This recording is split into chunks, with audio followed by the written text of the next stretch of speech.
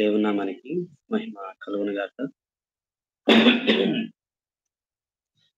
ప్రభువు మనల్నందరిని ప్రేమించి, మనకి వాత్సల్యంతో నిండిన మరొక దినాన్ని ఆయన మనకు అనుగ్రహించినందుకు ఆయనకు కృతజ్ఞతాస్తుతులు మేము చెల్లించవలసిన వారం.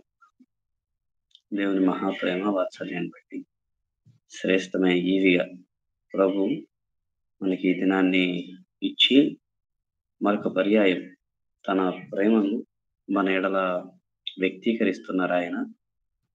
అందును బట్టి సదాకాలం ఆయనకు కృతజ్ఞత చెల్లించబద్ధులమై ఉన్నాము.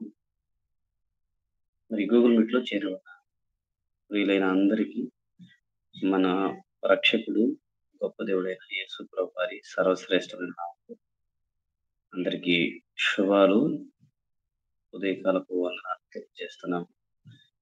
నా వాయిస్ బాగానే ఉంది. నా మాట బాగానే వినపడుతుంది కదా? డిస్టర్బెన్స్ ఎవరైనా ఒక స్పందించగలరు? బాగానే ఉంది. Right thank you. మంచిది. మరి ఉదయకాల ధ్యానం కొరకు మనం దేవుని వాక్యంలో నుండి ఆదికాండము 12వ అధ్యాయం 7వ వచనాన్ని చదువుకొని ఈ ఉదయకాల ధ్యానాన్ని ఆరంభించాలి. యెహోవా అబ్రహామునకు ప్రత్యక్షమై నీ సంతానమునకు ఈ దేశం ఇచ్చేదనని చెప్పగా అతడు తనకు ప్రత్యక్షమైన యెహోవాకు ఒక బలిపీఠమును కట్టెను. చాలమా, థ్యాంక్ యూ. చిన్న ప్రార్థన తీసుకొని మనం ఈ ఉదయకాల ధ్యానాన్ని ఆరంభించేద్దాం. ప్రార్థన. ప్రేమ కలిగిన మా ప్రియమైన మంచి తండ్రి, ఈ ఉదయకాలం మీకు కృతజ్ఞతలు, స్తోత్రాలు. ప్రభువా, గత రాత్రి అంతా మాకు మంచి నిద్రలు ఇచ్చారు, దేహానికి కావాల్సిన శక్తిని, సత్తువుని ఇచ్చారు.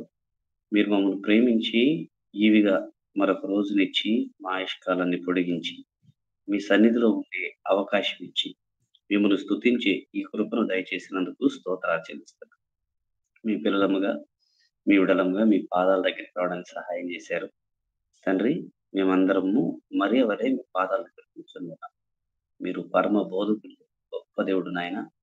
మాకు అవసరమ విరుద్ధిగా మీరు మాతో మాట్లాడుతున్నందుకు స్తోత్రాలు. ఈ దినానికి కావలసిన నడిపింపును, సహాయాన్ని, కావలసిన ప్రోత్సాహాన్ని నాయన మీ వాక్యం ద్వారా మాకు అనుగ్రహిస్తున్నందుకై కృతజ్ఞతలు చెల్లిస్తున్నాము, కనపరుస్తున్నాము. సహాయం చేయండి.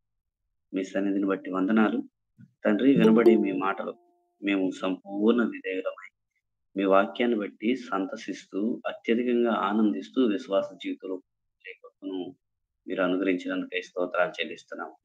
మరి గ్రూప్ లో జాయిన్ అయినటువంటి బిడ్డలందరికీ కృతజ్ఞతలు చెల్లిస్తూ మిమ్మునే హెచ్చిస్తూ మా మంచి రక్షకుడైన యేసు ప్రభు వారి ద్వారా ప్రార్థించి స్తుతించి మిమ్మల్ని కీర్తిస్తున్నాము మా తండ్రి.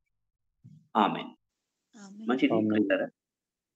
మనం ఆదికాండము 12వ అధ్యాయం 7వ వచనంలో ఉన్నటువంటి మాటలు మనం చదువుకున్నాము. సో ఈ భాగం నుండి మనము ప్రత్యేకించి అబ్రహాము జీవితంలో నుండి ఒక విభాగాన్ని మనం ఈ ఉదయకాలము ధ్యానం చేసుకోబోతున్నాం. నిజం, బైబిల్ గ్రంథంలో అబ్రహాముది ఒక విశిష్టమైన స్థానం. అబ్రహామును గురించినటువంటి విషయాలు చాలా మనకి రాయబడ్డాయి. అయితే ఈ విషయాన్ని మనం అర్థం చేసుకుంటే ఈ నేటి దినాల్లో అప్పుడే స్కూల్కు వెళ్ళినటువంటి ఒక బాబు లేదా పాప, విద్యార్థి ఏబిసిడిలో అలో నేర్చుకుంటున్నట్లుగా క్రైస్తవ పాఠశాలలోకి అనగా విశ్వాస జీవితంలోనికి అడుగుపెట్టిన ప్రతి ఒక్కరూ యేసుక్రీస్తు ప్రభువారి తర్వాత నేర్చుకునే ఒక ప్రాముఖ్యమైన వ్యక్తి అబ్రహామే. అబ్రహామును గురించినటువంటి విషయాలు విశ్వాస జీవితపు ఆరంభంలోనే మనం చాలా వింటాం, చాలా ప్రసంగాలు వింటాం. అబ్రహామును గురించినటువంటి సంగతులను నేర్చుకుంటాం. కారణం ఏమిటి అంటే బైబిల్ గ్రంథంలో నిస్సందేహంగా దేవుని తర్వాత పతాక స్థాయిలో అగ్నిగా ఎంచబడిన వారు కనుక మనం అబ్రహాముని ఖచ్చితంగా చూస్తాము. అందుకే మత్తయి తన సువార్తను ఇట్లాగూ ఆరంభించాడు. అబ్రహాము కుమారుడు, దావీదు కుమారుడైన యేసుక్రీస్తు వంశావళి అని అబ్రహాముతోనే మత్తయి తన సువార్తను ఆరంభించాడు. కారణం ఏమిటి అంటే, ఇశ్రాయేలీయుల చరిత్రలో మరపురానిటువంటి కొద్దిమంది వ్యక్తులను మనం విశిష్టంగా చూస్తాం. వాళ్ళు చాలా విశిష్టమైన వారు, చాలా శ్రేష్ఠులు. అబ్రహాము, మోషే, దావీదు వీరందరి యొక్క గొప్పతనం, వారి విశ్వాస జీవితాన్ని బట్టి దేవుని వాక్యం ద్వారా మనం తెలుసుకొనవచ్చు. కనుక ఈ ఉదయకాలం మనం అబ్రహాము జీవితంలోని ఒక విభాగాన్ని ధ్యానము చేయబోతున్నాం. సో ఈరోజు మనం ధ్యాన అంశము అబ్రహాము కట్టిన బలిపీఠాలు లేదా అబ్రహాము బలిపీఠాలు, వీటి గురించినటువంటి విషయాలు మనము నేర్చుకుంటాం.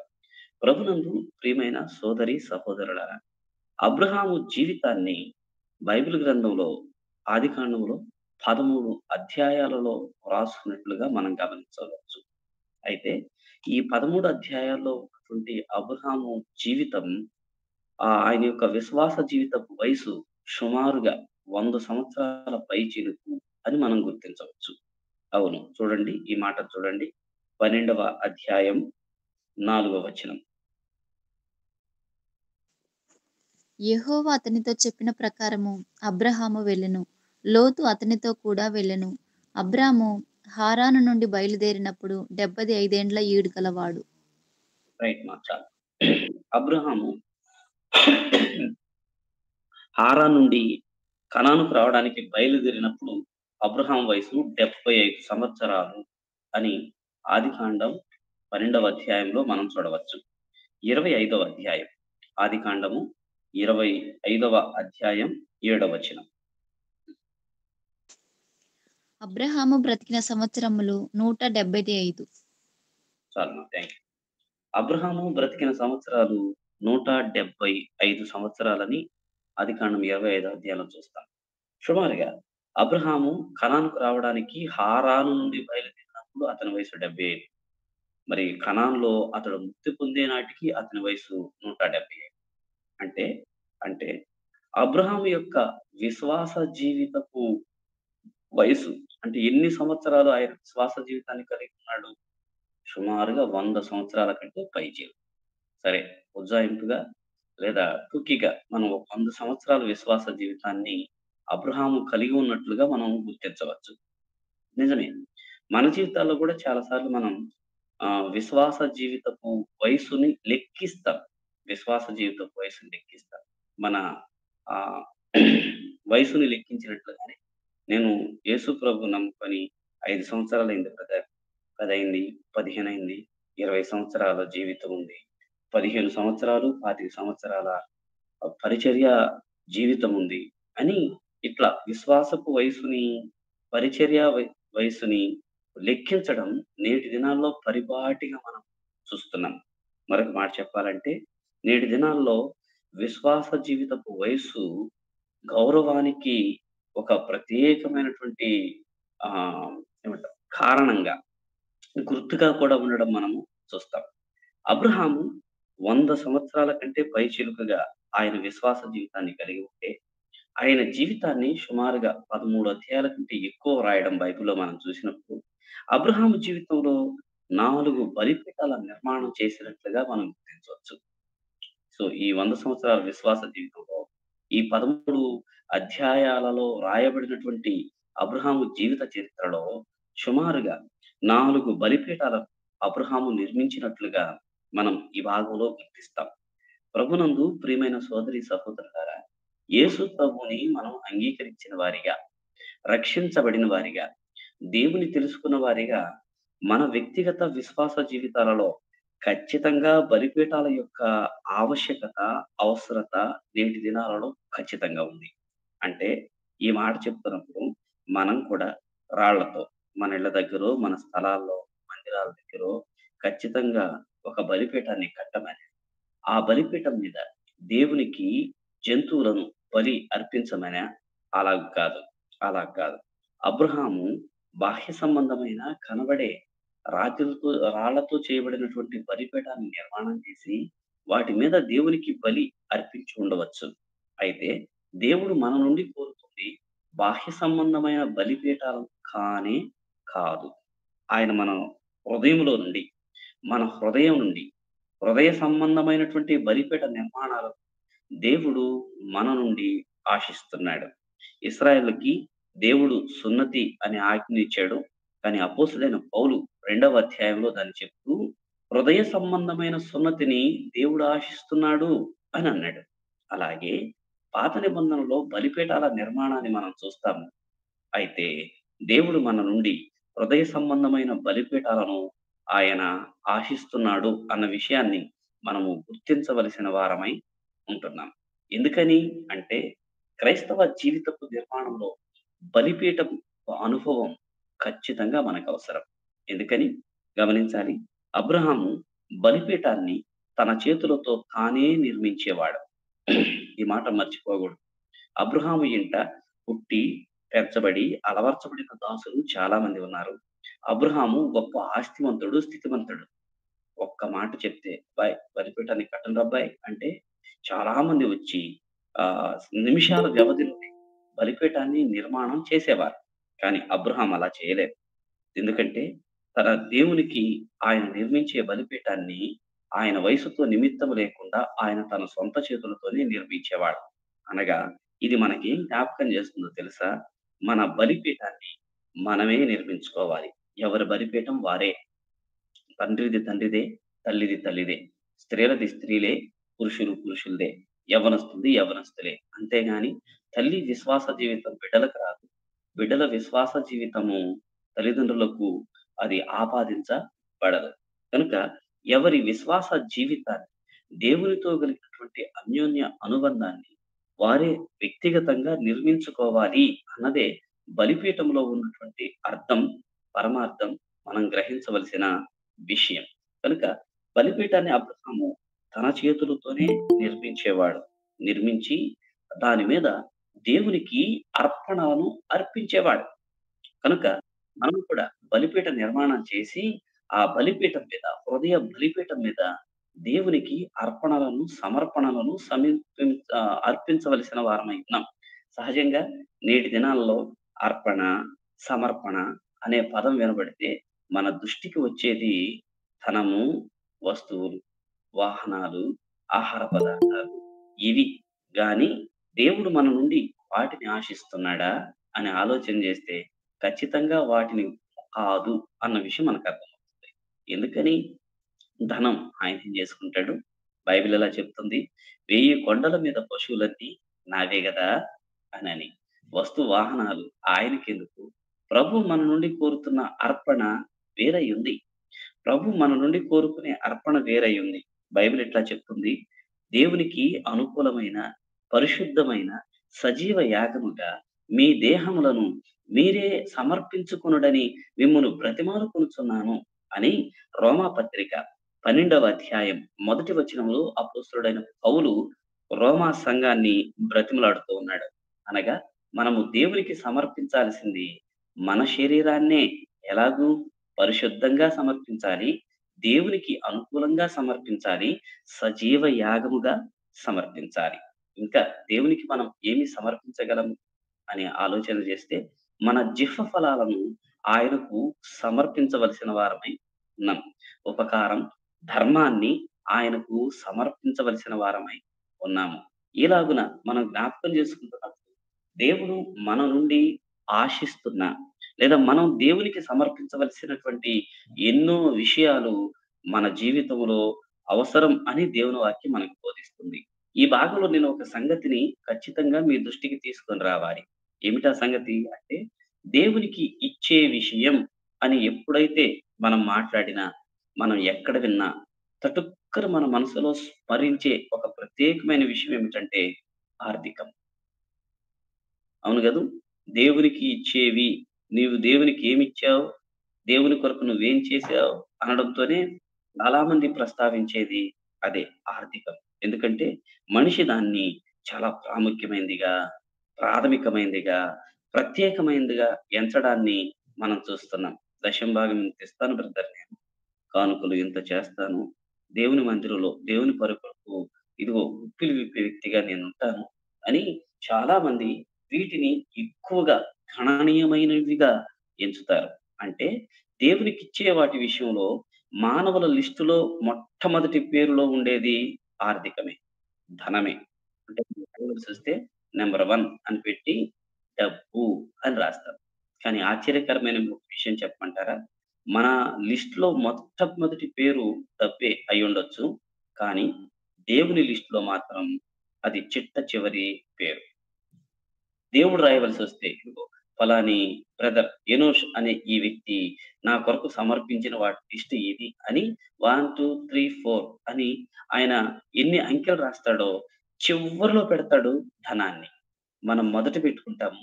దేవుడు చివర పెడతాడు. అంటే దాని అర్థం ఏమిటంటే, మనం ఏది ప్రాముఖ్యంగా అనుకుంటున్నామో దాన్ని మించినది మనము దేవునికి అర్పించవలసిన వారమై ఉన్నాం. దేవునికి సమర్పించవలసిన వారమై ఉన్నాం. అందుకే మన వ్యక్తిగత విశ్వాస జీవితాలకు బలిపీఠ నిర్మాణం అత్యంత ప్రాముఖ్యము అని జ్ఞాపకం చేసుకోవాలి. కనుక అబ్రహాము వలె మనము కూడా వ్యక్తిగత బలిపీఠాలను నిర్మించుకోవలసిన వారమై ఉన్నాం. అది ఒక్క బలిపీఠమే కట్టుకుంటానండి అంటే కుదరదు సుమి. మన జీవితపు ప్రతి పరిస్థితిలో, ప్రతి విరివిలో, ప్రతి విషయంలో, ప్రతి స్థలములో దేవుని కొరకు మనము దేవుడు మాత్రమే చూడగలిగిన బలిపీఠాల నిర్మాణాలను మనం చేసుకుంటూ, ఆ నిర్మాణంపై దేవునికి సమర్పించవలసినవి దేవునికి సమర్పిస్తూ ప్రయాణం చేయవలసిన వారమై ఉన్నాం. అందుకే అబ్రహాం బలిపీఠ నిర్మాణాన్ని చేస్తున్నట్లుగా మనం చూస్తాం. కనుక ఈ మాటను జ్ఞాపకం చేసుకోనండి. ప్రత్యక్ష గుడారంలో బలిపీఠం అనేది కూడా కనబడుతుంది. అయితే ఈ బలిపీఠం అనే ఈ వస్తువు లేదా బలిపీఠం అనే ఈ పదం అత్యంత పురాతనమైనది. సుమారుగా నోవాహు కాలం నుండి మనం ఈ బలిపీఠం అనే మాటను దేవుని వాక్యంలో రాయబడినట్లుగా మనము గమనించగలుగుతాం. కనుక ప్రభునందు ప్రియమైన సోదరి సహోదరులారా, అబ్రహాము చేసినటువంటి ఈ పని బలిపీఠ నిర్మాణం, ఆ బలిపీఠం మీద ఆయన దేవునికి అర్పించినవి, సమర్పించినవి. వీటిని మనము ధ్యానం చేస్తుంటుండగా ఈ నిర్ణయం మాత్రం మన హృదయంలో పెట్టి చేసుకోవాల్సిన వారమై ఉన్నాం. దేవుని కొరకు నేను కూడా బలిపీఠ నిర్మాణాలను కలిగి ఉంటాను అనే దృఢమైన సంకల్పం మన మనసులో నాటుకుని పోతే మన విశ్వాస జీవితాలు విజయవంతమైన దిశలో, దేవునికి అనుకూలమైన దిశలో ప్రయాణించడానికి అవకాశం ఉంటుంది అన్న విషయాన్ని మాత్రం మనం జ్ఞాపకం చేసుకోవలసిన వారమై ఉన్నాం. సో ముందుకు వెళ్ళిపోదాము. అబ్రహాము నిర్మించినటువంటి 4 బలిపీఠాలని మనం దేవుని వాక్యంలో చూస్తాము. వాటిని ఈ ఉదయకాలం మొదట నేర్చుకుంటాం. 12వ అధ్యాయం 7వ వచనంలో అబ్రహాము నిర్మించిన మొట్టమొదటి బలిపీఠాన్ని మనము చూస్తాము. అబ్రహాము హారాను నుండి బయలుదేరాడు, కనానుకు వచ్చాడు. కనానుకు వచ్చిన తరువాత వెంటనే అతడు షెకెమునందలి ఒక స్థలము దాకా దేశ సంచారం చేసి మోరే దగ్గరనున్న సింధూర వృక్షమునొద్దకు చేరాడు. వెంటనే అతడు చేసిన పని అక్కడ అతనికి లేదా దేవునికి, తనకు ప్రత్యక్షమైన దేవునికి బలిపీఠాన్ని కట్టినట్లుగా మనం చూస్తాం. ప్రభునందు ప్రియమైన సోదరి సహోదరులారా, ఈ మాటను మన మనసులో పెట్టండి. బలిపీఠం మన జీవితాలకు అత్యంత ఆవశ్యకం అని వింటున్నాం. అది హృదయ సంబంధమైన బలిపీఠం అయి ఉండాలని, ఆ బలిపీఠం మీద దేవునికి సమర్పించవలసినవి సమర్పించాలని మనం వింటూ వచ్చాము. మరొక విషయాన్ని ఇక్కడ యాడ్ చేసుకున్నాము. అదేమిటంటే బలిపీఠం యొక్క ప్రాముఖ్యత. మన జీవితాలలో బలిపీఠం యొక్క ప్రాముఖ్యత ఎలాంటిది అంటే చూడండి, 7వ వచనంలో అబ్రహాము బలిపీఠాన్ని కట్టాడు. 8వ వచనంలో అబ్రహాము తన కొరకు గుడారం వేసుకున్నాడు. 7వ వచనంలో బలిపీఠం, 8వ వచనంలో గుడారం. ఏది ముందు జరిగింది? బలిపీఠమే ముందు జరిగింది. అయితే మన జీవితాలకు నేడు అత్యంత ఆవశ్యకంగా దేన్ని ఎంచుతున్నాము? గుడారాన్నే, బలిపీఠాన్నే?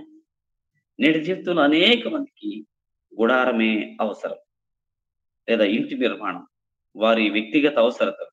కానీ బలిపీఠము ముందు అబ్రహాము నిర్మించినట్లుగా మనం చూస్తాం.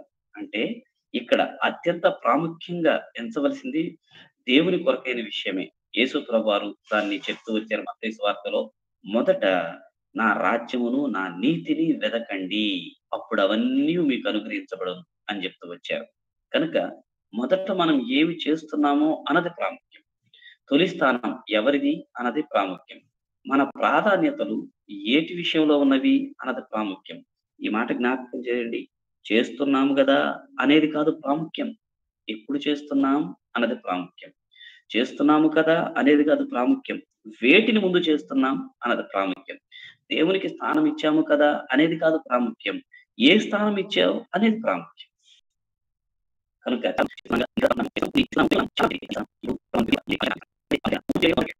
జ్యేష్ఠత్వం అన్న మాటను కూడా వాడుతూ వచ్చాడు. బలిపీఠాన్ని కట్టాడు. 7వ వచనంలో అబ్రహాము కట్టిన బలిపీఠానికి మనం ఈ పేరు పెట్టుకోవద్దు.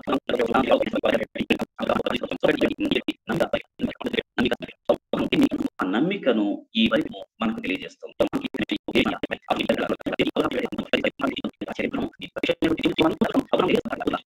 చూడాలి. ఏం అబ్రహాము దేవుని తనం ఉంది. అబ్రహాము లాంటి వ్యక్తి దేవుని నమ్మడం ఎంత గొప్ప విషయమో మనకు అర్థమవుతుంది. యూఫ్రటీస్ నది అవతల నివసించాడు. ఈ వచనం మనకు ప్రత్యక్షంగా తెలియజేసే విషయము అంటే అబ్రహాము నివసించిన తర్వాత వచ్చిన ప్రస్తావన ఉంది. అబ్రహాము ఊరు అనే ఊరులో అబ్రహాము పుట్టాడు. అక్కడే నివసించిన జీవితం అంతా అక్కడే జరిగింది. సో కల్దీల ప్రాంతం ఎలాంటిదో ఇర్మియా గ్రంథం 50వ అధ్యాయంలో 38వ వచనం. నీళ్లకు ఎర్రి తగులును, అవి ఇంకిపోవును. అది చెక్కబడిన విగ్రహము గల దేశము. జనులు భీకర ప్రతిమలను బట్టి పిచ్చి చేష్టలు చేయుదురు. చూసారా?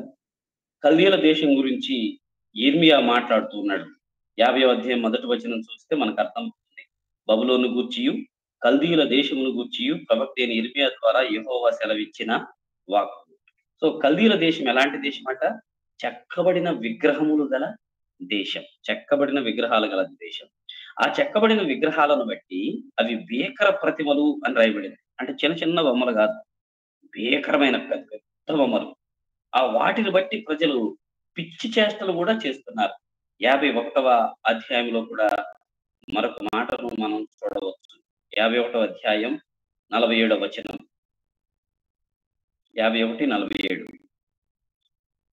రాబో దినములలో నేను బబులోను యొక్క చెక్కిన విగ్రహములను శిక్షింతును అనే మాట చూస్తాను.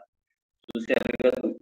బబులోను ప్రాంతం అంతా, కల్దీల ప్రాంతం అంతా కూడా విగ్రహాలు కలిగిన ప్రాంతం. చెక్కిన విగ్రహాలు, భీకరమైన ప్రతిమ, పెద్ద పెద్ద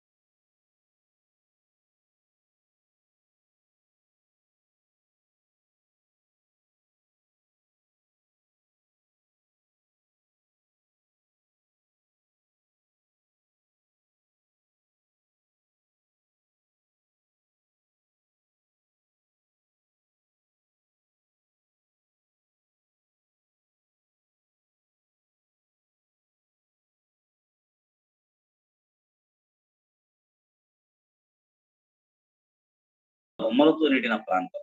అలాంటి ప్రాంతంలో పుట్టి పెరిగాడు అబ్రహాం. అబ్రహాము జీవితం విగ్రహారాధికులుగాని ఆరంభమైంది. ఎన్ని సంవత్సరాలు వాటికి పూజ చేశారో. ప్రత్యేకించి అబ్రహాము యొక్క గృహదేవత నన్నార్ అని పిలిచేవారు. సూర్యదేవుడు లేదా చంద్రదేవుడు. నన్నార్ అనే దేవతలను అబ్రహాము ప్రత్యేకించి వారి గృహదేవతలుగా కలిగి ఉండి వాటిని పూజిస్తూ ఉండేవారు. అయితే అలాంటి అబ్రహాము, విగ్రహారాధికుడైన అబ్రహాము యెహోవాను నమ్మడం, యెహోవా దేవుని కలిగి ఉండడం, యెహోవాను తన దేవునిగా కలిగి ఉండడం ఎంత అద్భుతం, ఎంత ఆశ్చర్యం.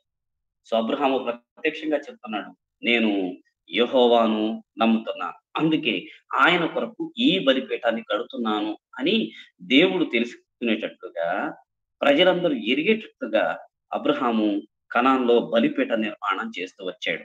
ప్రియమైన సోదరి సహోదరులారా, మనము కూడా దేవుని ఎడల మనకున్న నమ్మికను మనము ప్రత్యక్షపరుస్తున్నామంటారా? మనము మన జీవితాల ద్వారా తెలియజేస్తున్నామంటారా? ఇది చాలా అవసరం. అబ్రహాము దేవుణ్ణి నమ్మాడు. ఇకంతే. నమ్మి ఆయన ప్రత్యక్ష బలిపీఠాన్ని కడుతూ వచ్చాడు. ఒకవేళ అబ్రహాము, నువ్వు విగ్రహారాధికుడు కదా! నీవు దేవుణ్ణి ఎలా నమ్మావు? దేవుణ్ణి నమ్మడానికి గల కారణం ఏమిటి అని అడిగితే, అబ్రహాము చాలా ఖచ్చితంగా తాను ఎందుకు దేవుణ్ణి నమ్ముతున్నాడో చెప్తాడాయన. తాను ఎందుకు యెహోవానే నమ్ముతున్నాడో ఆయన ఖచ్చితంగా చెప్తాడు. ఆయన ఏం చెప్తాడో చూడండి. తాను ఎందుకు యెహోవాను నమ్ముతున్నాడో అనంటే, ఈ మాటను మనము చూడవచ్చు. ఈ మాటను మనం చూడవచ్చు. చూడండి ఆ మాటను మనం 7వ వచనం వరకు. ఆ యెహోవా అబ్రాహామునకు ప్రత్యక్షమయ్యి అనే మాట. యెహోవా అబ్రాహామునకు ప్రత్యక్షమయ్యి అనే మాట. ఆయన ప్రత్యక్షమయ్యి ఏం చేశాడట? మొదటి వచనం, యెహోవా నీవు లేచి నీ దేశము నుండియు, నీ బంధువుల యొద్ద నుండియు, నీ తండ్రి ఇంటి నుండి బయలుదేరి నేను నీకు చూపించు దేశానికి వెళ్ళు అని అన్నాడు. సో అబ్రహాము యెహోవాను నమ్మడానికి గల మొదటి కారణం ఏమిటంటే, ఆయన మాటలాడుతున్న దేవుడై ఉన్నాడు. ఆయన మాట్లాడే దేవుడు. ఇది మొదటి కారణం. అబ్రహాముకు ఆశ్చర్యం అనిపించుండాలి. అబ్రహాముకు కల్దీల ఊరు అనే ప్రాంతంలో ఉన్నప్పుడు దేవుడు ప్రత్యక్షమై అబ్రహాముతో మాట్లాడాడు. అబ్రామా, అబ్రామా అని మాట్లాడాడు. అలా మాట్లాడినప్పుడు అబ్రహాముకి గొప్ప ఆశ్చర్యం. అరే! నేను పుట్టిన దగ్గర నుండి ఎన్నో దేవతా బొమ్మలు చేశాను. ఎన్నో దేవతలకు, దేవుళ్ళైన వారికి పూజ చేశాను. నైవేద్యాలు సమర్పించాను. ఎన్నడూ ఏ దేవుడు నాతో మాట్లాడలేదే. నేను కలిగి ఉన్న ఈ భక్తి శ్రద్ధలకు ఎవరు మురిసిపోయి, కుమారుడా లేదా భక్తుడా, నీ భక్తికి నేను పరవశించిపోయినాను అని ఏ వ్యక్తి మాట్లాడలేదే నాతో. ఎప్పుడు నేను ఆ ప్రతిమలతో, దేవుళ్ళు అనబడిన వారితో నేను మాట్లాడటమే కానీ ఎన్నడూ ఎవ్వరు నాతో మాట్లాడిన వారు కారే. ఈయన ఎవరు? ఈయన నాతో మాట్లాడుతున్నాడే. ఈయన నాతో మాట్లాడుతున్న దేవుడై ఉన్నాడే. తనను తాను దేవునిగా చెప్పుకుంటున్నాడు, మాట్లాడుతున్నాడు. ఇది ఎంత అద్భుతం. నిజంగా ఈయనే దేవుడై ఉంటాడు. ఈయన నాతో మాట్లాడుతున్నాడు. అవును ప్రియులరా, అబ్రహాముతో దేవుడు మాట్లాడాడు కనుక మాట్లాడే దేవుని యందు అబ్రహాము నమ్మిక ఉంచాడు. రెండవ విషయం, మాట్లాడినటువంటి ఆయన ఎలాంటి దేవుడట? చూడండి 7వ వచనం. యెహోవా అబ్రామునకు ప్రత్యక్షము అయ్యి అనే మాట. సో ఈ దేవుడు, యెహోవా అనే ఈ దేవుడు ప్రత్యక్షమైన దేవుడు. అంటే అబ్రహాము కంటికి కనబడ్డాడు. ప్రత్యక్షమైన వాడు. ఆయన కనబడని దేవుడు కాడు. ఆయన మాట్లాడని దేవుడు కాదు. కనబడని దేవుడు కాడు. అబ్రహాము చాలా ప్రతిమలు కనబడుతున్నాయి. కానీ ఏ ప్రతిమ అబ్రహామును చూడలేదు. అబ్రహాము ప్రతిమలన్నిటినీ చూచాడు గాని ఏ ప్రతిమ ఏనాడు అబ్రహామును చూడలేదు. కానీ ఆదికాండంలో జరిగిన విషయం, దేవుడు అబ్రహామును చూచే దేవుడు. తనను కూడా తాను చూపించుకున్న దేవుడు. ఇది అబ్రహాము జీవితంలో గొప్ప టర్న్ అవ్వడానికి కారణం ఇదే. కనుక ఆయన మాట్లాడుతున్న దేవుడు, చూచే దేవుడు లేదా తనను చూచిన దేవుడు, తాను చూడగలిగిన దేవుడు. మూడవది, అబ్రహాము ఎందుకు ఈ దేవుని యందు విశ్వాసం ఉంచాడు, నమ్మిక ఉంచాడు అంటే, మూడవ మాట, దేవుడు అబ్రహాముతో మాట్లాడుతున్నాడు. ఎలా మాట్లాడుతున్నాడట? "ఏమయ్యా పెద్దాయనా" లేతే "అయ్యా ఏంటి నీ పేరు" అని అడిగాడా? అడగలేదు. "అబ్రామా" అని పిలిచాడు. అంతే. అంటే దేవునికి అబ్రహాము యొక్క పేరు తెలుసు. పేరు మాత్రమేనా? అతని జీవితం తెలుసు. జీవితమేనా? అతని జీవితంలో ఉన్న ప్రతీదీ దేవునికి తెలుసు. ఎంత అద్భుతం! అబ్రహాము జీవితం ఒక గొప్ప టర్న్ తీసుకుంది. అతడు తన నమ్మిక విషయంలో విగ్రహాలను నమ్మేటువంటి ఈ వ్యక్తి జీవము కలిగిన, మాట్లాడగలిగిన, తనకు ప్రత్యక్షమైన, తన పేరుని ఎరిగిన దేవుని వైపు తన నమ్మికను మరలించాడు. కారణం ఏమిటంటే ఆయన ఆ దేవుడు నా పేరును ఎరిగి, నా పేరుతోనే నన్ను పిలిచిన దేవునికి నా జీవితమంతా తెలుసు. నా జీవితపు ప్రతి పరిస్థితి తెలుసు అని నిర్ధారించుకున్నాడు. అందుకే అబ్రహాము దేవుని యందు ఇంత గొప్ప నమ్మకాన్ని కలిగి ఉండడానికి అది కారణమైంది. కనుక ప్రభునందు ప్రియులారా, సో ఈ నమ్మికను ఆయన వ్యక్తీకరిస్తూ, దేవా నేను నిన్ను నమ్ముతున్నాను. ప్రజలారా వినండి. మీరు ఎవరిని నమ్ముతున్నారు? నేనైతే నాతో మాట్లాడగలిగిన వాణ్ణి, నన్ను చూచి నేను చూడగలిగిన వాణ్ణి, నా పేరుని ఎరిగినటువంటి ఈ దేవుణ్ణి నేను నమ్ముతున్నాను అనేందుకు నిదర్శనంగా అబ్రహాము నమ్మిక అనే బలిపీఠాన్ని నిర్మాణం చేశాడు. ప్రియమైన సోదరి సహోదరులారా, మరి నీవు నమ్మిన దేవుడు ఎలాంటి వాడో నువ్వు తెలుసుకున్నావా? నేటి దినాల్లో నీ నమ్మిక ఎలా ఉంది? లేదా ఎవరైనా వచ్చి ఆహ్, నీవు ఈ దేవుణ్ణే ఎందుకు నమ్మావు అని ప్రశ్నిస్తే నీ సమాధానం ఏమై ఉంటుంది? ఈయన మంచి దేవుడంటామా? గొప్ప దేవుడంటామా? ప్రేమించే దేవుడు అంటామా? సర్వసాధారణంగా అందరూ చెప్పే మాటలే చెప్తాం. నీ వ్యక్తిగత అనుభవాన్ని చెప్పు. నీవు ఎందుకు నమ్ముతున్నావు? దానికి నీ వ్యక్తిగత అనుభవం ఉందా? ఈ వ్యక్తిగత అనుభవంలో దేవుడు నీకేం చేశాడో కాదు. తలనొప్పి తగ్గిందండి, జ్వరం తగ్గింది, రోగం తగ్గింది. ఇదిగో నేను అనుకున్న ఇది జరిగింది. మంచి మార్క్స్‌తో నేను పాస్ అయ్యాను. లేకపోతే చక్కని కుటుంబంలోని వ్యక్తితో నాకు వివాహమైంది. ఉద్యోగం రాదనుకున్న ఉద్యోగం వచ్చింది. లేకపోతే ప్రమోషన్ అడగగానే వచ్చింది. ఇట్లాంటి విషయాలు చెప్తున్నామా మన నమ్మిక కారణాలుగా? అబ్రహాము ఈ విషయాలను ప్రస్తావన చేయలేదు. మన నమ్మికకు ఆధారం దేవుడే అయ్యుండాలి గాని, దేవుడు మన కోసం ఇచ్చినవి కాకూడదు సుమీ. దేవుణ్ణి బట్టి ఆయన దేవుని యందు విశ్వాసం ఉంచాడంతే. ఎంత గట్టి విశ్వాసం ఉంచాడో బైబిల్ గ్రంథం మనకి ఇట్లా చెప్తుంది. హెబ్రీయులకు రాసిన పత్రిక, హెబ్రీయులకు రాసిన పత్రిక 11వ అధ్యాయంలో అబ్రహాము నమ్మికను ఇచ్చినటువంటి ఒక మాటను ప్రస్తావించారు. ఆ మాట మనందరికీ బాగా తెలుసు. ఓసారి చూద్దాం చూడండి. దేవుని వాక్యంలో మనం ఈ మాటను గమనించవచ్చు. 8వ వచనం. 11:8.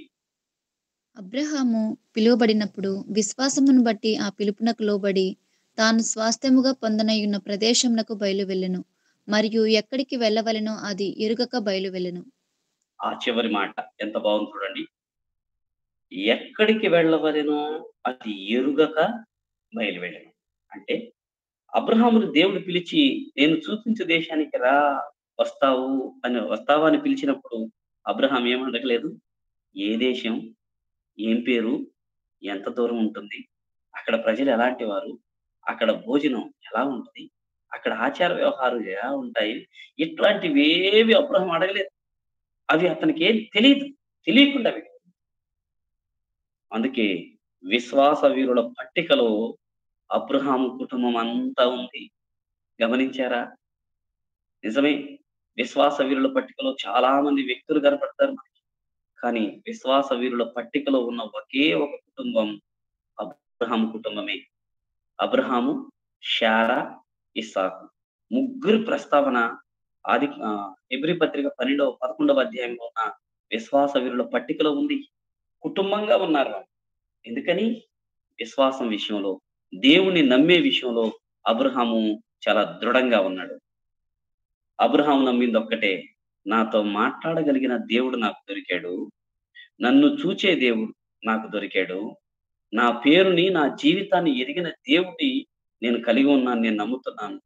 ఎక్కడికెళ్తే ఏంటి? ఏం జరిగితే ఏంటి? అనుకుందా జరిగిందా జరగలేదా తర్వాత సంగతి. నేను కలిగి ఉన్న దేవుడు గొప్పవాడు అంతే. నేను నమ్ముతున్న దేవుడు గొప్పవాడు అంతే. అలాంటి దేవుని యందు తిరుగులేని విశ్వాసాన్ని ప్రదర్శించాడు అబ్రహాము. మరి మన నమ్మిక దేవుని యందు ఎలా ఉందో జ్ఞాపకం చేసుకోవాలి. దేవుడు ఇచ్చే వాటిని బట్టి నమ్ముతున్నామా? లేకపోతే మన నమ్మికకు ప్రత్యేకమైన కారణాలు ఏమి చూపించలేని స్థితిలో ఉండి నమ్ముతున్నామా? అలా ఉండకూడదు. అబ్రహాముని అడిగితే అబ్రహాము వ్యక్తిగత అనుభవాలు చెప్తాడు దేవుని నమ్మడానికి. దేవుని యొక్క గొప్పతనాన్ని చెప్తాడు. దేవుని యొక్క ఉన్నత స్థితిని చెప్తాడు. అలాంటి నమ్మికను అబ్రహాము ప్రదర్శించడం ఎంత అద్భుతం. దీన్ని బట్టే అబ్రహాముని ఏమని పిలిచారు? ఆదికాండం 15వ అధ్యాయంలో ఆ మాటను మనం చూడవచ్చు. ఆదికాండం 15వ అధ్యాయం 6వ వచనం. అతడు యెహోవాను నమ్మెను, ఆయన అది అతనికి నీతిగా ఎంచెను అని చూస్తాం. ఎంత నమ్మాడు అబ్రహాము దేవుణ్ణి. అందుకే విశ్వాసం కలిగిన ఈ వ్యక్తికి దేవుడిచ్చిన గొప్ప ఆధిక్యత విశ్వాసులందరికీ తండ్రి అనే పేరుతో ఆయన్ని సన్మానించాడు.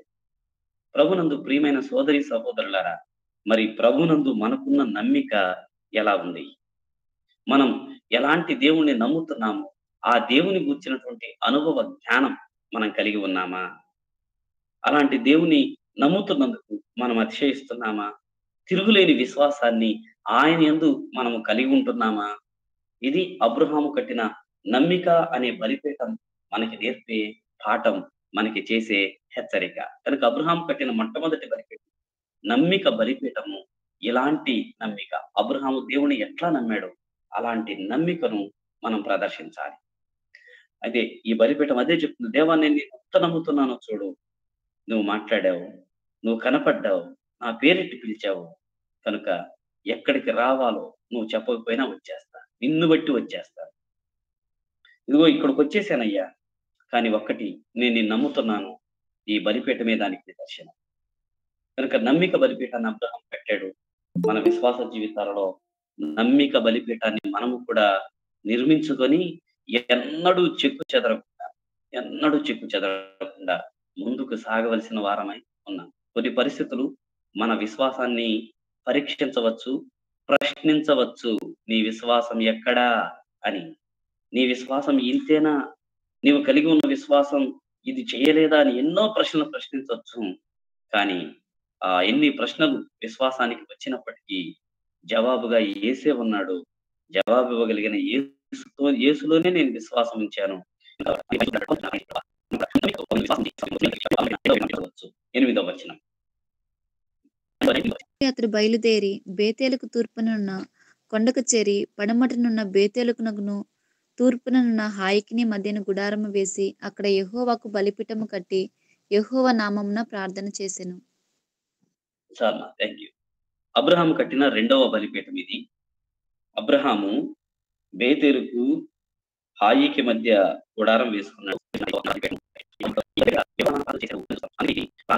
నమ్మిక బలిపీఠం, 2 ప్రార్థన. అబ్రహాము మరొక బలిపీఠాన్ని కట్టాడు, అక్కడ ప్రార్థన చేశాడు. ఇది ప్రార్థనా బలిపీఠము అని జ్ఞాపకం చేసుకోవాలి. గమనించాలి. బైబిల్ గ్రంథాన్ని మనం చదువుతున్నప్పుడు ప్రార్థన అనే పదం ఆదికాండం 4వ అధ్యాయం చివరి వచనంలో షేతుకి ఎనోష్ అనే వ్యక్తి పుట్టాడు. అతడు పుట్టినప్పుడు యెహోవా నామమున ప్రార్థన చేయుట ఆరంభమైనది. అంటే ప్రార్థన ఆరంభం ఆదికాండం 4వ అధ్యాయం 26వ వచనంలో జరిగితే, దాని కొనసాగింపు ఆదికాండం 12వ అధ్యాయం 8వ వచనంలో చూస్తాం. ఆరంభము షేతు చేశాడు, దాని కొనసాగింపు మాత్రం అబ్రహాము చేసినట్లుగా మనం చూస్తాం. అబ్రహాము గొప్ప ప్రార్థనా పరుడు. ఆదికాండంలో అబ్రహాము జీవిత చరిత్రను మనం జ్ఞాపకం చేసుకుంటున్నప్పుడు అబ్రహాము మంచి ప్రార్థనా పరుడుగా దేవుని వాక్యం మనకి చూపించింది. అబ్రహాము గొప్ప ప్రార్థనా పరుడు, చాలా అద్భుతమైన ప్రార్థనా పరుడు. అబ్రహాము చేసిన ప్రార్థనలు ఉన్నాయి, అది ప్రత్యేకమైన అదొక ప్రసంగం అన్నట్టు, అందుకే నేను దాంట్లో వెళ్ళలేదు. కానీ అబ్రహాము ప్రార్థనా జీవితం చాలా విశిష్టమైనది, చాలా శ్రేష్టమైనది. ఈ భాగం చదువుతున్నప్పుడు మనకి రావాల్సిన ఒక ప్రశ్న, అబ్రహాము జీవితపు ఆరంభం ఎట్లా జరిగింది? ఇందాకే విన్నాం. విగ్రహారాధికుడుగా ఆరంభమైంది.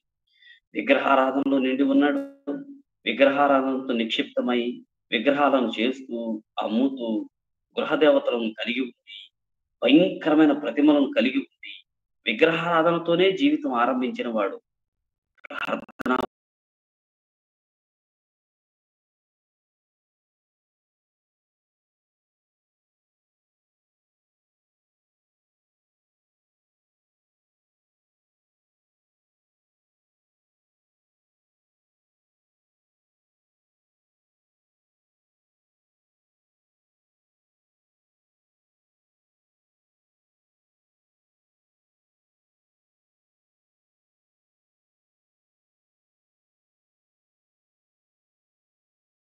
పరుడయ్యాడు. గొప్ప ప్రార్థన చేసిన వ్యక్తిగా చూస్తాం. ప్రార్థనా జీవితపు పటిష్టత కలిగిన వ్యక్తిగా అబ్రహాం చూస్తాము. ఎలా సాధ్యమైంది ఇది? ఒకవేళ ఎవరు అబ్రహాముకి ప్రార్థన నేర్పించుంటారు? ఎవరు అబ్రహాముని ప్రార్థనకు ప్రేరేపించుంటారు? ఎవరు ప్రోత్సహించారు? నిజమే. నేటి దినాల్లో మనకి ప్రార్థన నేర్పించేవాళ్ళు ఉన్నారు. ప్రార్థన గురించి బోధించేవారు ఉన్నారు. అబ్రహాంకి ఎవరున్నారండి? రా అబ్రహాం కూర్చొని ఒక 10 నిమిషాలు ప్రార్థన చేసుకుందాం అన్నవాళ్ళు ఎవరైనా ఉన్నారా అబ్రహాంకి? ప్రార్థన అంటే ఏమనుకున్నావు అబ్రహాం? దేవునితో మాట్లాడడం, అడుగు ప్రతి వాటిని ఆయన ఇచ్చే దేవుడు అని అబ్రహాముకి ప్రసంగాల రూపంలో ప్రార్థన గురించి తెలియజేసేవారు ఎవరున్నారు? ఎవరు లేరు. ఎవరు లేరు. ప్రార్థన చేసే వారు లేరు. ప్రార్థన గురించి చెప్పేవారు లేరు. ప్రోత్సహించేవారు లేరు. గాని అబ్రహాము గొప్ప ప్రార్థనాపరుడిగా దేవుని వాక్యంలో మనము చూస్తాం. గొప్ప ప్రార్థనా ఫలితాలు పొందిన వ్యక్తిగా. మీకు ఈ మాట చెప్పాలి. బైబిల్ గ్రంథంలో అబ్రహాము చేసిన 8 ప్రార్థనలున్నాయి. ఈ 8 ప్రార్థనల్లో 4 సార్లు దేవుడు తన ఎదుట ఉండగానే ప్రార్థన చేస్తాడు. ముఖాముఖి ప్రార్థన అన్నమాట. ముఖాముఖి ప్రార్థన. ఎంత గొప్ప ప్రార్థనాపరుడో అబ్రహాము. విగ్రహారాధికుడై ఉండి కూడా గొప్ప ప్రార్థనాపరుడయ్యాడు. మరి ఈ విషయం మనల్ని కూడా ప్రశ్నిస్తుంది కదూ! నీ ప్రార్థనా జీవితం ఎలా ఉంది అని? మన జీవితంలో ప్రార్థనా బలిపీఠాలు ఉన్నాయా? ప్రార్థన చేసే వ్యక్తులముగా మనం ఉన్నామా? ప్రార్థనా పరులుగా మనం ఉన్నామా? ప్రార్థనా పరుల లిస్టులో మనం ఉంటున్నామా? ఇది మనం ప్రశ్నించుకోవలసిన ఒక ప్రత్యేకమైన ప్రశ్న అయి ఉంది. కీర్తనల గ్రంథంలో మనం ఒక మాటను చూస్తాము. ప్రార్థించే వారిలో సమూయేలు ఉన్నాడు అని. ప్రార్థనా పరుల లిస్టులో సమూయేలు ఉండడం మనం చూడవచ్చు ప్రియులారా. చూడండి 99వ కీర్తన. 99వ కీర్తన 6వ చరణం. ఆయన యాజకులలో మోషే అహరోనులుండిరి. ఆయన నామమును బట్టి ప్రార్థన చేయు వారిలో సమూయేలు ఉండెను. చాలమ్మా, థ్యాంక్ యూ. ఆయన నామమును బట్టి ప్రార్థన చేయవారు సమూయేలు ఉండెను. ఈ ప్రశ్న అడగనివ్వండి. ఆయన నామాన్ని బట్టి ప్రార్థన చేయవారిలో నీ పేరుందా? మన పేరు ఉందా? ఇది ప్రశ్నించుకోవాల్సిన విషయం. అంటే ఒకవేళ ఈ మాటను బట్టి మనం ఇట్లా అర్థం చేసుకోవచ్చేమో, తనకి ప్రార్థన చేసే వారి లిస్ట్‌ని ప్రభువు కలిగి ఉన్నాడేమో. ప్రార్థన చేయువారి లిస్ట్ అని చెప్పి ఒక బుక్ పెట్టుకొని పేర్లు రాస్తూ ఉన్నాడేమో. ఆ పేరులో ఆ లిస్ట్‌లో సమూయేలు పేరుంది. మోషే పేరుంది. అబ్రహాము పేరుంది. మరి నీ పేరుందా? మన పేరుందా? ప్రార్థన చేయడం ఓ గొప్ప విషయం. అబ్రహాము ప్రార్థన కొరకు బలిపీఠాన్ని కట్టుకున్నాడు. ప్రార్థన బలిపీఠపు అనుభవం అబ్రహాం జీవితంలో ఉంది. చక్కని విషయం. విగ్రహారాధికుడే. ఎవరు ప్రార్థన చేసేవారు లేరు. ప్రార్థనకు పురుకొల్పు కూడా కొంచెం కష్టమే. వాళ్ళందరూ విగ్రహాలను పూజిస్తూ ఏదో కళ్ళు మూసుకొని ఆ పెదాలు కదిలిస్తూ మాట్లాడతారు. కానీ అబ్రహాము అలా కాదు. కళ్ళు తెరిచి ప్రభువును చూస్తూనే బలిపీఠం ఎదుట ప్రభువు ప్రత్యక్షమైతే అబ్రహాము తన ప్రార్థనలో దేవునికి విన్నవించుకునేవాడు. గొప్ప ప్రార్థనా జీవితాన్ని అబ్రహాము కలిగి ఉన్నాడు. ప్రార్థన పోరాటం చేసిన వ్యక్తిగా, ప్రార్థనా పరునిగా అబ్రహాము జీవితాన్ని మనం చూస్తాము. అబ్రహాము తన జీవితంలో ప్రార్థనా బలిపీఠపు అనుభవాన్ని కలిగి ఉండడం ఎంత అద్భుతం! ఎంత అద్భుతం! మరి మన ప్రార్థనా బలిపీఠం ఎలా ఉంది? అసలు నిర్మించుకున్నామా? ఒకవేళ నిర్మించుంటే పడిపోయిందా? కొద్దిమంది ఇట్లా అంటుంటారు, నేను ఆ రోజుల్లో ప్రార్థన కూర్చుంటే గంట, గంటన్నర, 2 గంటలు ఎంతసేపు ప్రార్థన చేసేవాడిని. ఆ రోజుల్లో ఓకే. మరి ఈ రోజుల్లో పరిస్థితి ఏంటి? అందులో ఉన్న ఈ రోజుల్లో ఉన్న ఒక ప్రమాదం చెప్పమంటారా? ఈ రోజుల్లో ఇదంతా ఆహ్, బిజీ ప్రపంచం. బిజీ. మనం ఎక్కువగా వాడే ఒక మాట బిజీ. టైం లేదు. హడావుడి, హడావుడి. ఏం పని చేస్తాం? ప్రత్యేకంగా చెప్పడానికి పనులేం లేవు. కానీ ఖాళీగా అయితే లేము మనం. ఇంకో మాట చెప్పాలంటే, దేవుడు మనకిచ్చిన 24 గంటల సమయం సరిపోవడంలా. అంత బిజీ అయిపోయాం. అన్ని పనులున్నాయి. అన్ని పనులు టైం ఎట్లా తిరిగిపోతుందో అర్థం కావట్లేదు.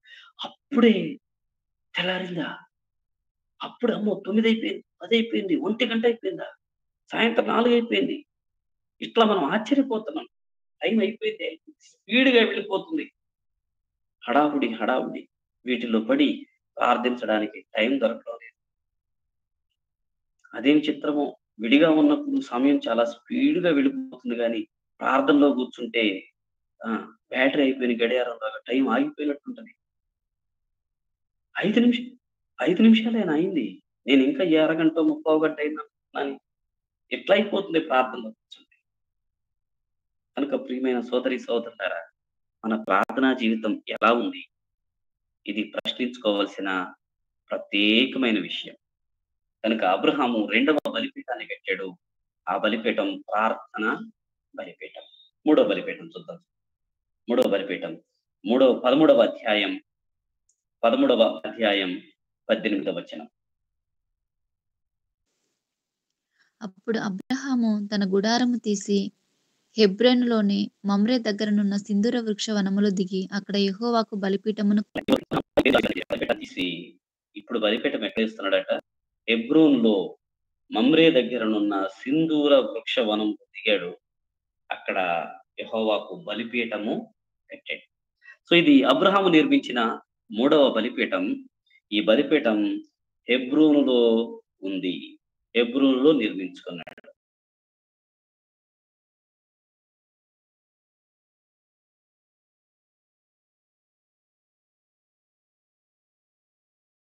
అందుకే ఈ బలిపీఠానికి మనం ఈ పేరు పెడుతున్నాం.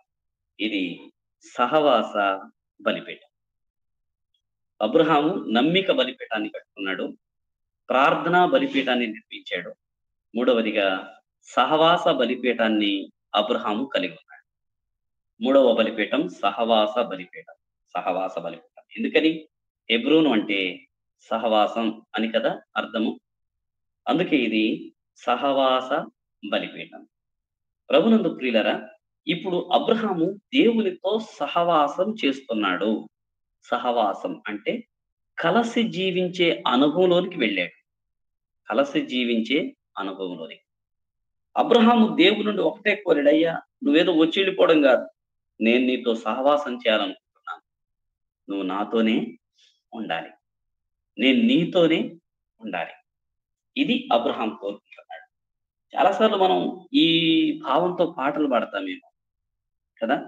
నీవు నాతో ఉంటే చాలయ్యా, నీ తోడు చాలయ్యా అనని. నాతో నీవు, నీతో నేను కలిసున్నామయ్యా అని పాటలు భలే పాడతాం. నిజంగా దేవుడే వచ్చి నీతో నీ ఇంట్లో కలిసి ఉండడానికి ఇష్టపడితే, ఆయనతో కలిసి నివసించడానికి మనం ఇష్టపడతామా? ఆయనతో నివసించడానికి మనం ఓకే అంటామా? ఎందుకని? ఆయనతో ఉన్నాడను ఆయన మనతోనే ఉన్నాడనుకోండి. ఎన్ని బంధవ్వాలో గదా! మన మాటలు, మన చూపులు, మన ఫోన్‌లు, మన పరిచయాలు, మన పద్ధతులు ఎన్ని మార్చుకోవాల్సొస్తుందో, ఎన్ని మార్చుకోవాల్సొస్తుందో. ఒకవేళ కనబడే విధంగా ప్రభువు మనతోనే ఉండవలసొస్తే, మన జీవిత విధానంలో ఎన్ని చేంజెస్ ఒస్తాయో, చాలా సార్లు అది చాలా మందికి భారంగా ఉండొచ్చు. కానీ అబ్రహాము దేవునితో సహవాసము చేస్తున్నాడు. దేవునితో కలిసి జీవించేటువంటి అనుభవంలోనికి వెళ్తున్నాడు. దేవా! నీవే నాకు సహవాసం. నేను నీతోనే కలిసి ఉండాలని కోరుకుంటున్నాను. ప్రభునందు ప్రియులరా, అబ్రహాము సహవాసం దేవునితోనే. మరి నీ సహవాసం ఎవరితో? నువ్వు ఎవరితో సహవాసం కలిగి ఉన్నావు? ఎలాంటి సహవాసాన్ని నువ్వు కలిగి ఉన్నావు? అబ్రహాము సహవాసం దేవునితోనే. దేవునితో ప్రత్యేక సహవాస సంబంధాన్ని అబ్రహాము కలిగి ఉన్నాడు. అందుకే ఆ దేవుడు దేవుడన్న ఒక మాటను చూడండి. ఈ మాట నేను చెప్పబోతున్నాను. 18వ అధ్యాయం 17వ వచనం. 18వ అధ్యాయం 17వ వచనం. అప్పుడు యెహోవా, నేను చేయబో కార్యము అబ్రహామునకు దాచెదనా? చాలునా? చూసారా ఎంత మాట? దేవుడు అంటున్నాడు, నేను ఒక పని చేయాలనుకుంటున్నాను. ఈ పని అబ్రహాముకు దాచిపెడతానా? దాచిపెట్టలేను కదా అనంది. అంటే దేవునికి అబ్రహాముకు మధ్య ఉన్నటువంటి సహవాసం ఎంత బలమైందో, దృఢమైందో ఆలోచించాలి. దేవుడే అంటున్నాడు. అబ్రహాం అనలా, ప్రభువా మరిద్దరం మనం సహవాసం కలిగి ఉంటే నా దగ్గర ఈ విషయం దాచిపెడతావా? దాచిపెట్టావా? అని అబ్రహాం అడగలేదు.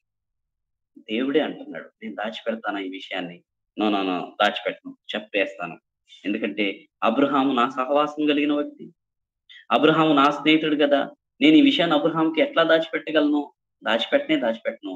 చెప్తా అని చెప్పాడు. ఎంత సహవాసం దేవునితో ఉందో అబ్రహాముకి. ఒకవేళ పెన్ను, పేపర్ ఇచ్చి, ప్రభువు ఈ ప్రశ్న నీకు వేశాడు. నాతో నీకున్న సహవాస శాతాన్ని రాయి అని ఒక ప్రశ్న ఇస్తే, పేపర్ మీద దేవునితో నీ సహవాస శాతాన్ని, స్థితిని ఎన్ని మార్క్స్ నువ్వు వేసుకోగలవు? జ్ఞాపకం చేద్దాం. ప్రభువు మనకి పరిచయస్తుడా? లేకపోతే ఏదో ఫ్రెండ్‌గా చూస్తున్నామా? లేకపోతే ఆయనతోనే సహవాసం చేస్తున్నామా? ఆయనతోనే కలిసి జీవిస్తున్నామా? మనమెక్కడ ఉన్నా ఆయన నా ఎదుట ఉన్నాడు, ఆయన నాతోనే ఉన్నాడు అనే భావన కలిగి ఉన్నామా లేదా? దీన్ని అబ్రహాము జీవితం మనల్ని ప్రశ్నిస్తుంది. అబ్రహాము సహవాస బలిపీఠం కట్టి అడుగుతున్నాడు, ప్రభువా నీతోనే నేను సహవాసం చేయాలనుకుంటున్నాను. అవును. అందుకే అబ్రహాము జీవితం విశిష్టమైన స్థితిలోనికి వెళ్ళడానికి ఇదే కారణం. దేవుడే అబ్రహాముకి సహవాసం. అబ్రహాము దేవుని స్నేహితుడు. కనుక ప్రభునందు ప్రియమైన వారలారా, మనం సహవాస బలిపీఠాన్ని కూడా కట్టవలసిన వారమై ఉన్నాం. అబ్రహాము కనాన్ దేశంలో ఉన్నాడు. కనాన్‌లో చాలా మంది ప్రజలున్నారు గాని, వారితో కలిసి నివసించాడు గాని సహవాసం చేయలేదు సుమీ. వారితో కలిసి నివసించాడు. వారితో చక్కని సంబంధ బాంధవ్యాలున్నాయి. అబ్రహాము ఎవరిని పట్టించుకోకుండా, ఎవరితో మాట్లాడకుండా ఉండే రకం కాదు. ప్రత్యేకంగా బ్రతికాడు గాని, నేను ప్రత్యేకమైన వాడిని, మీరు నా దరిదాపులకు రాకూడదు అనుకున్నవాడు కాదు. అందరితో అబ్రహాముకి మంచి సహవాస సంబంధాలున్నాయి. కానీ దేవునితో ప్రత్యేకమైనటువంటి సహవాసం అబ్రహాముకుంది. అంతే. మనుషులతో ఉన్నట్టు కాదు సుమీ. దేవునితో చాలా ప్రత్యేకంగా విడదీయలేనటువంటి సత్సంబంధాన్ని అబ్రహాం కలిగి. అందుకే అతడు సహవాస బలిపీఠాన్ని కట్టి, దేవా నేను నీతో సహవాసం చేయాలని కోరుతున్నాను. ఇలాంటి అభిలాష మనం కలిగి ఉన్నామా? ప్రశ్నించుకోవాలి. నంబర్ 1 మొట్టమొదటి బలిపీఠం పేరు నమ్మిక బలిపీఠం. రెండవది ప్రార్థనా బలిపీఠం. 3 సహవాస బలిపీఠం. చివరిది చూడండి, ఆదికాండం 22వ అధ్యాయంలో ఆ బలిపీఠాన్ని మనం చూడగలుగుతాము. 9వ వచనం. 22:9. అలాగూ వారిద్దరు కూడి వెళ్ళి దేవుడు అతనితో చెప్పిన చోటికి వచ్చినప్పుడు అబ్రహాము అక్కడ బలిపీఠమును కట్టి కట్టెలు చక్కగా పేర్చి తన కుమారుడగు ఇస్సాకును బంధించి ఆ బలిపీఠముపై నున్న కట్టెల మీద ఉంచెను. చాలుమా. ఇది అబ్రహాము కట్టిన చివరి బలిపీఠం. సమర్పణ బలిపీఠం. సహవాస బలిపీఠం 3వదైతే. 4వది సమర్పణ బలిపీఠం. సమర్పణ బలిపీఠం. ఈ మాట చెప్పనీయండి. మిగతా 3 బలిపీఠాలు అబ్రహాము ఫ్లాట్‌గా ఉండే ప్రదేశంలో కట్టాడు గాని, ఈ బలిపీఠాన్ని కట్టవలసి వచ్చినప్పుడు మోరియా పర్వతాన్ని ఎక్కవలసి వచ్చింది. ఇది పర్వతం మీద కట్టిన బలిపీఠం. చెప్పండి, ఫ్లాట్ గా ఉండే స్థలంలో బలిపీఠం కట్టడం ఎవరికైనా సులభం. గాని కొండ మీదకి వెళ్ళి అక్కడ బలిపీఠం కట్టడం శ్రమతోనూ, రిస్క్‌తోనూ, కష్టముతో కూడిన పని. అంటే జీవితంలో కష్టమైన బలిపీఠాన్ని చాలా సులభంగా, ఇష్టంగా కట్టాడు అబ్రాహాం. అందుకే ఇది సమర్పణ బలిపీఠం. సమర్పణ బలిపీఠం. చివరి బలి. ఏంటి సమర్పణ బలిపీఠం? ఏమి సమర్పించాడు అబ్రాహాం ఇక్కడ? అంటే తన కుమారుడైన ఇస్సాకుని అర్పించడానికి ఈ బలిపీఠాన్ని కడుతూ వచ్చాడు. ఇస్సాకును అర్పించడానికా? ఇస్సాకు ఎవరు? చూడండి 22వ అధ్యాయం 2వ వచనం. 22:2. అప్పుడాయన, నీకు ఒక్కడైయున్న నీ కుమారుని, అనగా నీవు ప్రేమించు ఇస్సాకు. ఇస్సాకు ఎవరు? అబ్రాహాముకి ఒక్కడైయున్న కుమారుడు. ఇస్సాకు ఎవరు? అబ్రాహాము ప్రేమించే కుమారుడు.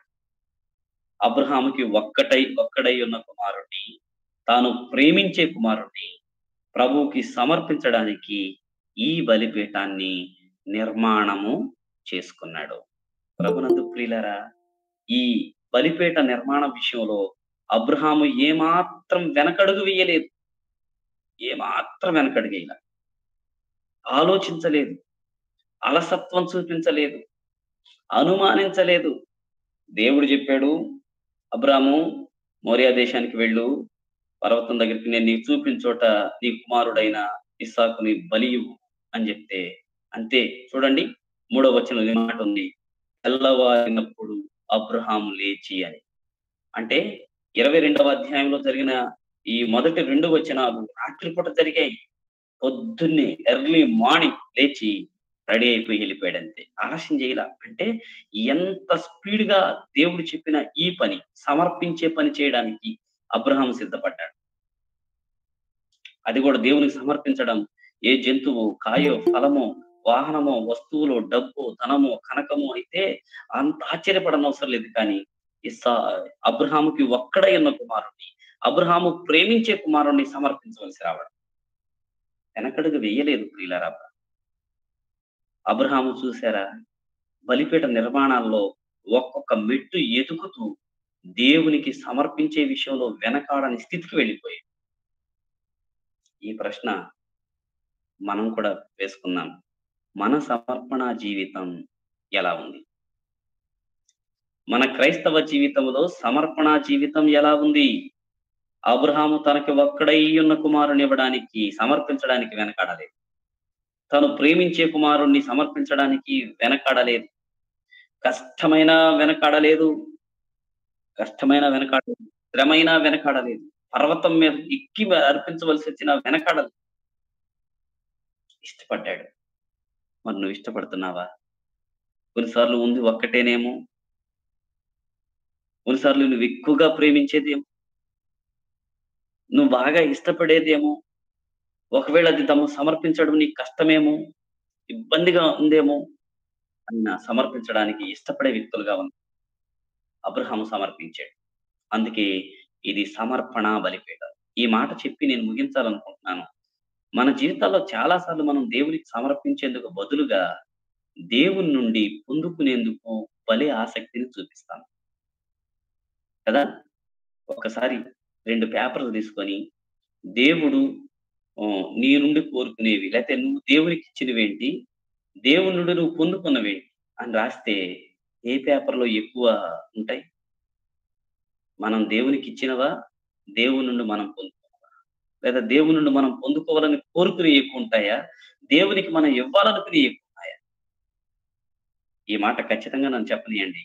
అబ్రాహాం దగ్గర అయితే దేవునికి అబ్రాహాం ఇచ్చినవే ఎక్కువ ఉన్నాయి. దేవునికి సమర్పించినవే ఉన్నాయి. కానీ ఈ దినాలు అలా లేదు. దేవుని నుండి కోరుకోవటమే జరుగుతుంది. సమర్పించేవి తక్కువ. ఈ మాట నేను ఇట్లా రాసుకున్నాను. అబ్రాహాము దేవుడు తనకి ఏమి ఇవ్వకముందే అబ్రాహామే దేవునికి ఇచ్చుకుంటూ, దేవుని కొరకు సమర్పించుకుంటూ ప్రయాణం చేశాడు. ఆ మాట జ్ఞాపకం చేసుకోనండి. దేవుడు అబ్రాహాముకి ఏమి ఇవ్వకముందే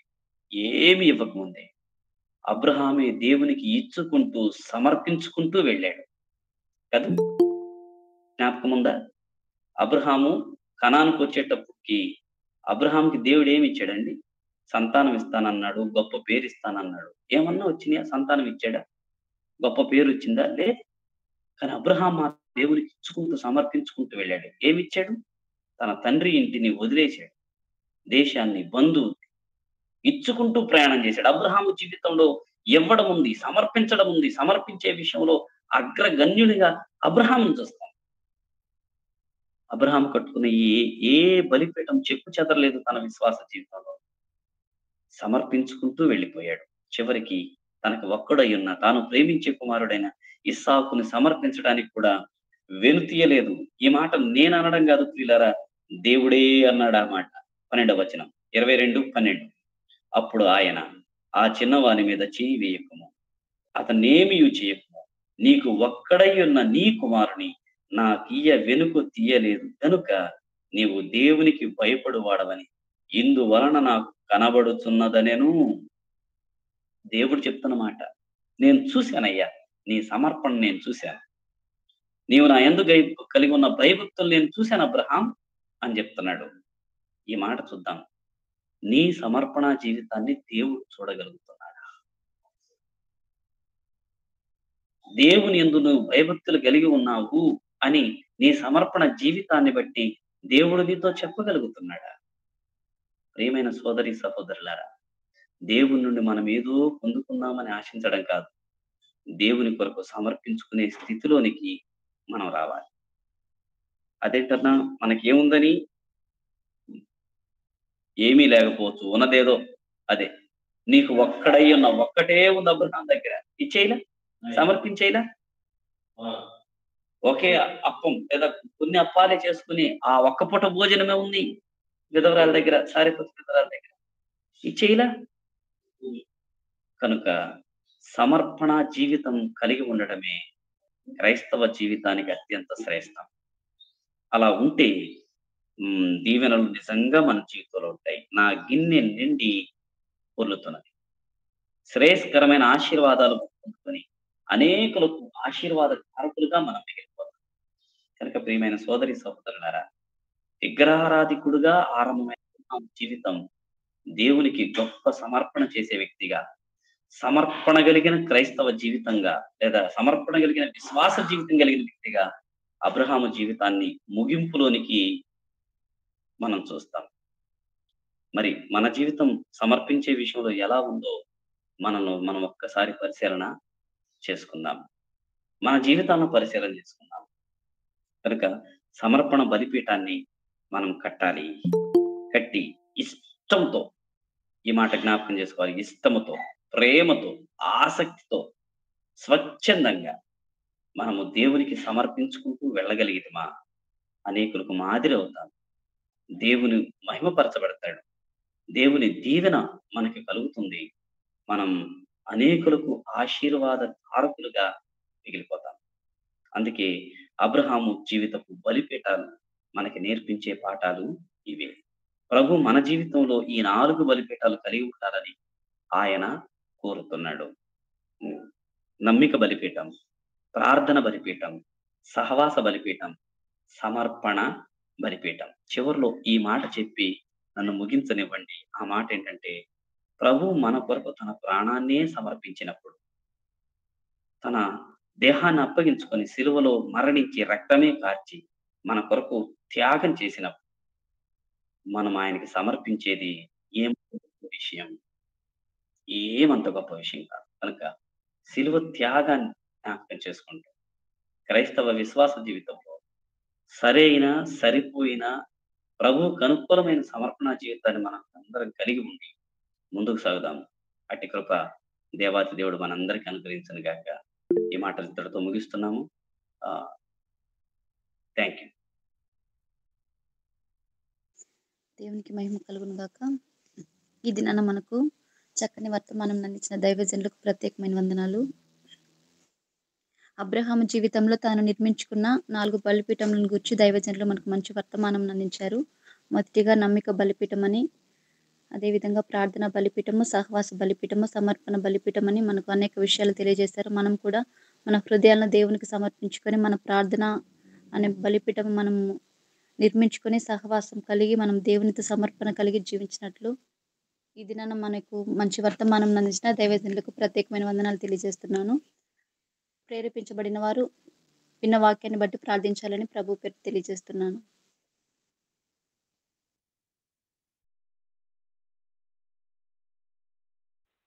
ప్రార్థించుకుందాం. స్తుతికి పాత్రుడా, స్తోత్రాడా, మమ్మల్ని మిక్కిలిగా ప్రేమించిన మా ప్రియ పరలోకపు రాజా, మీ పరిశుద్ధ పాదములకు వేలాది వందనాలు, స్తుతులు, స్తోత్రాలు చెల్లిస్తూ ఉన్నాను ఆయన. ఈ ఉదయకాల సమయంలో ప్రభా, మీరు అబ్రహామును గురించి నాయనా మీ సన్నిధానంలో మీ దాసుల ద్వారా మాట్లాడిన మాటల కొరకై మీకు వేలాది వందనాలు. ఏమి ఇయ్యక మునిపే ప్రభా, మరి అబ్రహాము విశ్వాసాన్ని బట్టి నాయన మీతో సహవాసము కలిగి జీవించినప్పుడు తండ్రి, మీ సన్నిధానములో ఏమి ఇవ్వక ముందే తన కుమారుని మీకు సమర్పించిన విధానం కొరకు మీకు వేలాది వందనాలు. మేము మా జీవితంలో, మా నిజ జీవితంలో తండ్రి, మరి అన్నిటి కొరకు ఆశపడుచు జీవిస్తాం. కానీ ప్రభా, మరి అబ్రహాము మరి విశ్వాసమునకు తండ్రి అయ్యాడంటే ఆ విధముగా బ్రతికినప్పుడే ప్రభా, మీ కొరకు జీవించినప్పుడే ఇవ్వగలిగిన మనసు, పెట్టగలిగిన మనసు ఉంటుందని ప్రభా మీ దాసుల ద్వారా మీరు హెచ్చరించిన విధానం కొరకు మీకు వేలాది వందనాలు చెల్లిస్తూ ఉన్నాను ఆయన. ఈ ఉదయకాల సమయంలో మా నమ్మిక ఎలా ఉన్నదో ప్రభా, మరి మీరు తెలియచేసిన విధానం కొరకు మేము ఎలాంటి సహవాసము కలిగి ఉంటున్నామో ప్రభా, అబ్రహాము ప్రార్థన జీవితాన్ని బట్టి నాయన మా ప్రార్థన జీవితం ఎలా ఉంటుందో ప్రభా, మరి నాయన మీరు తెలియచేసిన విధానం కొరకు మీకు వేలాది వందనాలు చెల్లిస్తూ ఉన్నా నాయన. అయ్యా, మా జీవితాల్లో నమ్మిక కలిగిన బలిపీఠము కట్టి ప్రభా మీ సన్నిధానంలో ప్రార్థన, అలాగే నా తండ్రి మా జీవితంలో మీతో సహవాసం కలిగిన బలిపీఠం కట్టాలని, మా జీవితాల్లో సమర్పణ కలిగిన బలిపీఠం కట్టాలని మీ దాసుల ద్వారా మీరు హెచ్చరించిన విధానం కొరకు మీకు వేలాది వందనాలు చెల్లిస్తూ ఉన్నాను ఆయన. మీ దాసులను పరిచర్యలో ఇంకా నా ప్రభ విరివిగా వాడబడట్లో మీరు వాడుకోమని ప్రార్థిస్తూ, మంచి ఆయురారోగ్యమును మీరు అనుగ్రహించమని ప్రార్థిస్తూ ఉన్నాం నాయన. ఈ గూగుల్ మీట్ లో జాయిన్ అయిన ప్రతి ఒక్క బిడ్డను మీరు దీవించండి, ఆశీర్వదించండి, మీ మహిమ చేత నింపమని ప్రార్థిస్తున్నాం. మా జీవితాల్లో మేము ఎలాగ ఉంటున్నాం అన్నది ప్రభ మేము ప్రశ్న వేసుకొని జీవించే గొప్ప ఆలోచన విధానాన్ని ప్రభ ఈ ప్లాట్ఫామ్ ద్వారా మీరు మాకు అనుగ్రహించిన విధానం కొరకు మీకు వేలాది వందనాలు. జాయిన్ అయిన ప్రతి ఒక్కరిని మీరు దీవించి నాయన ఈ దినమంతటి కొరకు ప్రభ నాయన మా యొక్క సమయాన్ని మీకు సమర్పణ కలిగి జీవించి ప్రార్థనా జీవితంలో నాయన ఉండుట్లో 24 గంటలు మేము ఎలాగో మా అవసరతల కోసమే జీవిస్తూ ఉన్నాం. కానీ నాయన మీ కొరకు మేము జీవించే వారంగా, సమర్పణ కలిగిన వారంగా ఉండాలని మీ దాసుల ద్వారా మీరు హెచ్చరించిన విధానం కొరకు మీ స్తుతులు స్తోత్రాలు చెల్లిస్తూ నాయన ఈ యొక్క చిన్ని ప్రార్థన మీ సన్నిధికి చేర్చుకొని నాయన మీకు మహిమకరంగా మేము జీవించినట్లు మీ కృపలో మమ్మల్ని బలపరిచి స్థిరపరిచి ఉదయకాల దీవులతో నింపినందుకు మీకు వేలాది వందనాలు చెల్లిస్తూ మా కొరకై తిరిగి రానయ్యున్న యేసతి పరిశుద్ధ నామమున అడిగి సమర్పిస్తున్నాం తండ్రి. ఆమేన్, ఆమేన్. బ్లెస్సింగ్స్ ఇవ్వండి పాస్టర్ గారు. ఆమేన్. తండ్రి, కుమార, పరిశుద్ధాత్మ త్రియేక దేవుని దీవెన సదాకాలం మనకు కుటుంబాలకు